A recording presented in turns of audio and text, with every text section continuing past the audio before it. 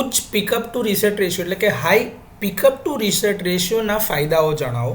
તો રિલેનું ચેટરિંગ અટકાવે છે, એટલે કે ઇલેક્ટ્રોમિકેનિકલ રિલેમાં જે કોન્ટેક્ટના મેકિંગ બ્રેકિંગ થતા હોય જેના લીધે અવાજ આવે છે અને રિલેના કોન્ટેક્ટનું ઘસારો થાય છે અને રિલેનું ઓપરેશન પર એની અસર પડે છે, એટલે રિલેનું ચેટરિંગ અટકાવવું ખૂબ જરૂરી છે. તો એ પિકઅપ રેશિયોથી રીસેટ રેશિયોનું ગુણોત્તર જો હોય એ તમારો ઊંચો હશે તો આ પ્રોબ્લેમનું સોલ્યુશન આવી શકે છે.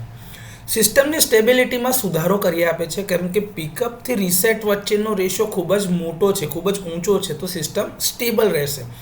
એ જ કારણે રિલે ફોલ્ટ ડિસ્ક્રિમિનેશન ખૂબ જ સારી રીતે કરી શકશે, કારણ કે પિકઅપની વેલ્યુ વધારે છે રીસેટના મૂલ્ય કરતાં. તો રિલેનું ફોલ્ટ પિકઅપ સારું હશે તો ફોલ્ટનું ડિસ્ક્રિમિનેશન કરીને એ પિકઅપ કરી શકશે. આ જ કારણના લીધે જો એ ફોલ્ટ સારી રીતે ક્લિયર કરતા હશે તો એનાથી સંપૂર્ણ ફોલ્ટ ક્લિયરન્સ તમને મળશે અને એના લીધે જ રિલેના માલ ઓપરેશનમાં ઘટાડો થશે.